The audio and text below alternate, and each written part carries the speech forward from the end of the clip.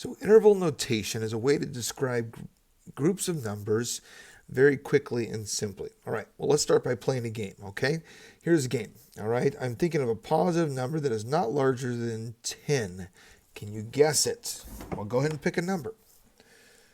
Okay, so you got a number? All right, so you picked your number. It's positive, so it means it's got to be bigger than 0. It's positive, and it's not larger than 10. So you could pick 10 if you want, okay? All right, pick your number, okay? All right, well, the number I was thinking is 2.71828. Is that the number you picked? Probably not.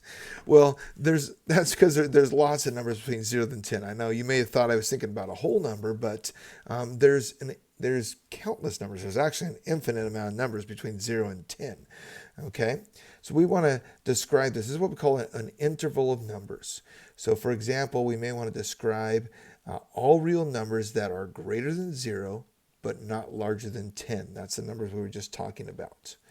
As an inequality, we write this as x is greater than 0 and less than or equal to 10. So this is called a compound inequality. X is at the same time bigger than 0 and smaller than or equal to 10. Okay? Well, in interval notation, this is something new. We're going to write that same thing like this.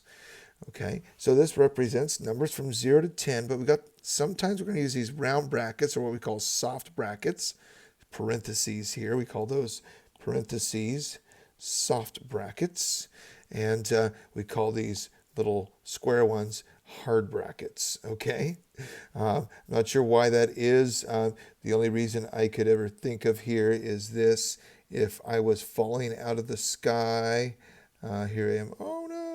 Okay, so if you're falling out of the sky, come on, little stick figure, okay?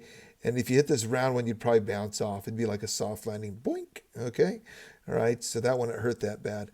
Okay, so that's kind of a soft landing, soft brackets. But, come on, stick figure, look at my stick figure. Here we go. Okay, if you fell out of the sky and you landed on this corner, ouch, that would probably hurt. It's kind of hard. You want to bounce off, you'd probably break something and go to the hospital, so. Okay. All right. Soft brackets and hard brackets. There you go. All right. Anyways, so the hard brackets means that is included. All right. So hard brackets means included. Soft brackets means not included. Okay. So 0, when we played our little game here, 0 is actually not a positive number. So if we're picking a number that's greater than 0, you can't pick 0. But if we're picking a number that's not larger than 10, you could pick 10. Okay? So some examples here. All right. If we have x is a number between 0 and 5, it includes 0, but not 5. We can graph that like this. When we have filled in dots, we could put a filled in dot at 0 and an open dot at 5. And the numbers we're looking for are all these numbers in between. This is how we could graph it. That you've hopefully graphed it before when you're working with inequalities. In interval notation, we draw that like this. These are the numbers from 0 to 5. We're going to put a soft bracket on 5 because 5 is not included. But 0 is included, so it gets a hard bracket. If we have the numbers from 1 to 10, but notice neither one is included, okay, we could say here's 1 to 10 and all the numbers in between. All right, so 1 and 10 are not included, but all the numbers in between are. The way we'd write that in interval notation is 1 comma 10. If we're taking numbers like all the numbers that are bigger than 3, we want to describe those. Well, we've got the number 3 here. 3 is not included. Notice there's no or equals to here. This is less than or equals to. This is saying that x is greater than 3. So greater than means all the numbers to the right. Okay, so if this is 3, 4, 5, 6 would be to the right of that on our number line. Okay, and the way we'd write that in interval notation is we'd have 3, and we're going up to a million, billion, trillion. We're going up to infinity. Infinity is not a number. It's something you can never reach. Okay, if it was something you could reach, then well, infinity plus 1 would be even bigger. Okay. But when we're going up to, with no bounds, we're going up towards infinity. All right.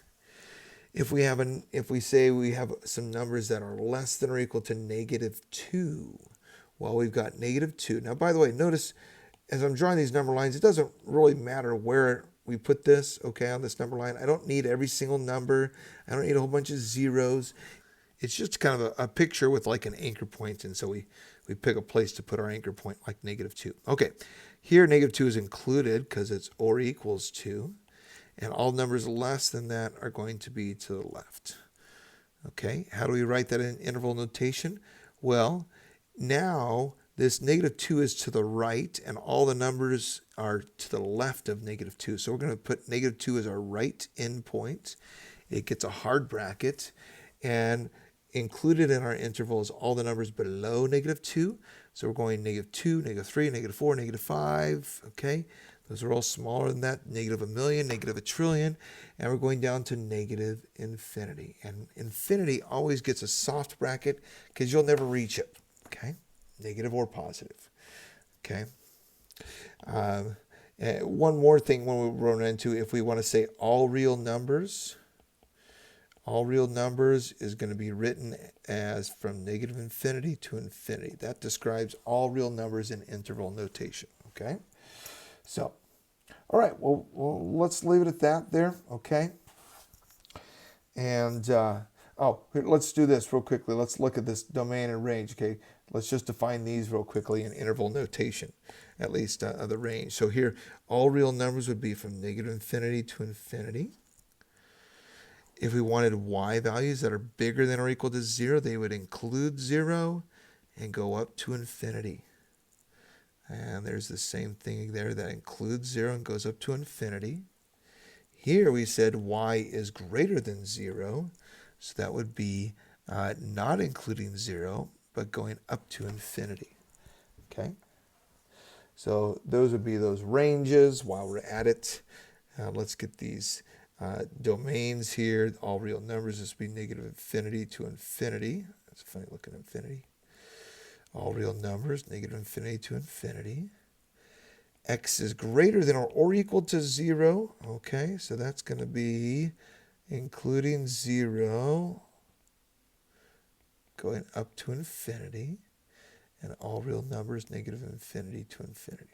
Okay, so that's how we would define those domain and ranges using interval notation. All right, well, with some practice, it'll start to make more sense, but the big idea is interval notation gives us a nice, easy way to describe a group of numbers with just a couple little symbols. So that's how we can use and describe functions and their domain and range, which are the numbers that can go in and out, and use that interval notation to kind of get an idea of what's going on. Thanks a lot.